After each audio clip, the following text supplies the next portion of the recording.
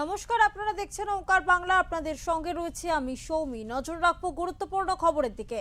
কলকাতায় এলেন অমিত শাহ। পশ্চিমবঙ্গ বিধানসভা নির্বাচনে গেরুয়া ঝড়ের পর এবার অত্যন্ত গুরুত্বপূর্ণ সময়। কে হবেন বাংলার মুখ্যমন্ত্রী, কেমন হবে নতুন সরকারের মন্ত্রিসভা, তা নিয়ে এখন জল্পনা তুঙ্গে। তারই অবসান হতে চলেছে। শুক্রবারই বিজেপির নবনির্বাচিত বিধায়কদের নিয়ে একটি হাই ভোল্টেজ বৈঠকে বসবেন অমিত শাহ। রাজনৈতিক মহলের খবর, এই বৈঠকে স্থির হয়ে যাবে পশ্চিমবঙ্গের প্রথম বিজেপি সরকারের মুখ্যমন্ত্রীর নাম।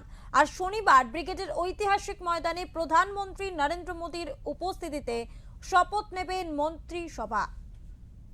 বিধানসভায় বিজেপির পরিষদীয় দলনেতা নির্বাচনের কাজে পর্যবেক্ষক করা হয়েছে অমিত শাহকে।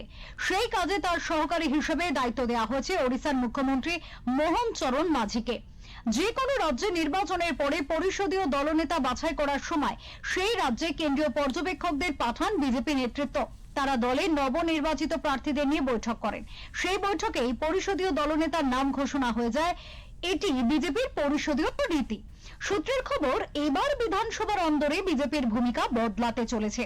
বিজেপি এখন বিধানসভায় সরকার পক্ষের ভূমিকায় থাকবে।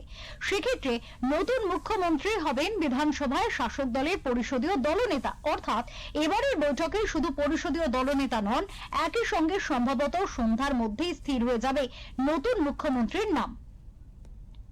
সূত্রের খবর, নতুন মুখ্যমন্ত্রী হিসেবে যার নাম স্থির হবে তিনি সন্ধ্যায় হবু বিধায়কদের নিয়ে রাজভবনে যাবেন এবং রাজ্যপালের কাছে সরকার গঠনের আর্জি জানাবেন।